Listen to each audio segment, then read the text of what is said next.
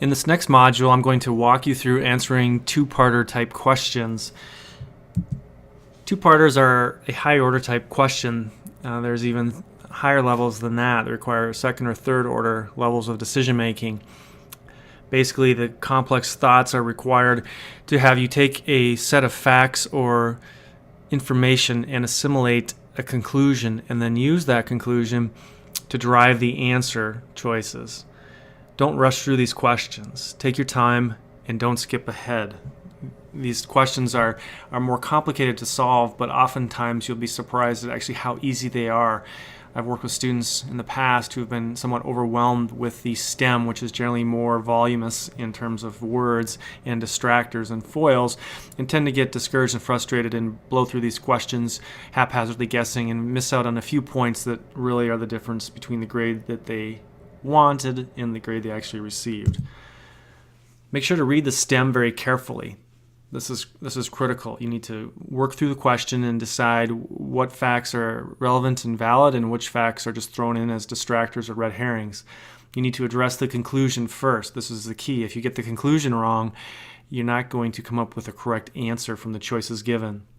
Apply the rules that I've shared in previous lectures and modules on how to eliminate the obvious incorrect choices.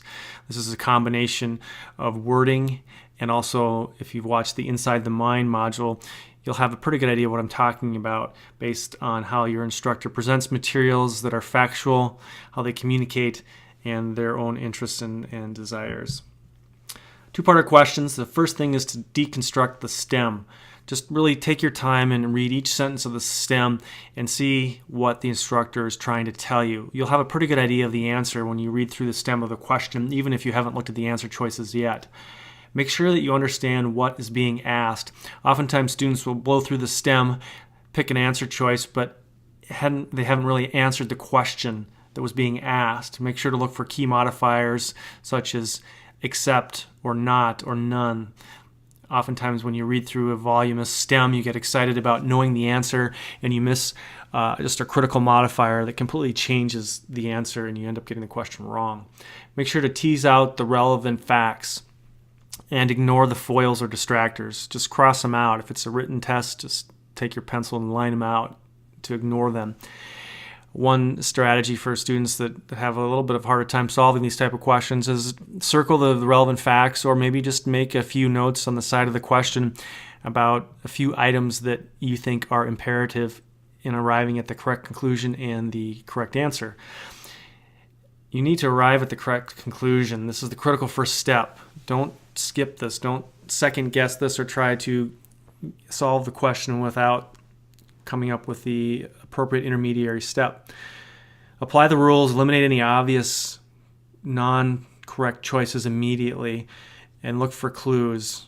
Make sure to answer what is being asked. I'm reiterating this several times, but all too common. I see students on critical exams or standardized tests who perform poorly, and when we go back and review the data, they've missed 4 or 5 questions just because they missed the modifier and didn't answer the question being asked.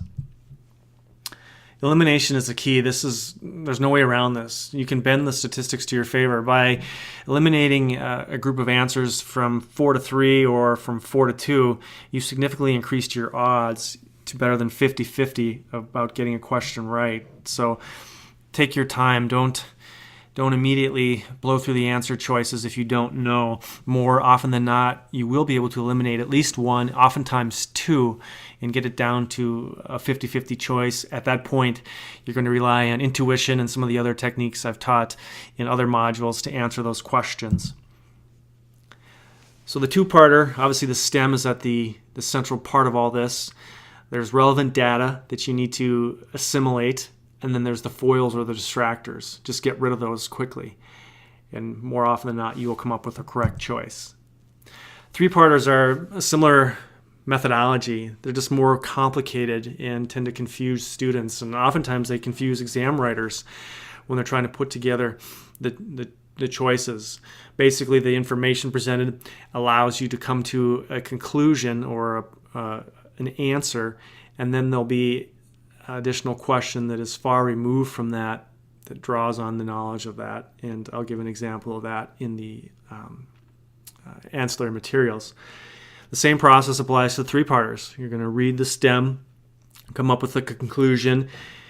The third order question relies on other facts about that conclusion to give you the correct answers. So these are difficult. Fortunately, they're not all that common, with the exception of really high order classes, law school, med school type stuff. So you won't see these a whole lot, but you can successfully answer them. I've seen students who've taken practice exams about a topic they knew nothing about and were able to answer a fair number of the three-parters correctly just by applying the techniques that I've been teaching throughout this course. So that ends this module. If you have any specific questions or concerns, just post it in the student forum area there, and I will see you on the next session.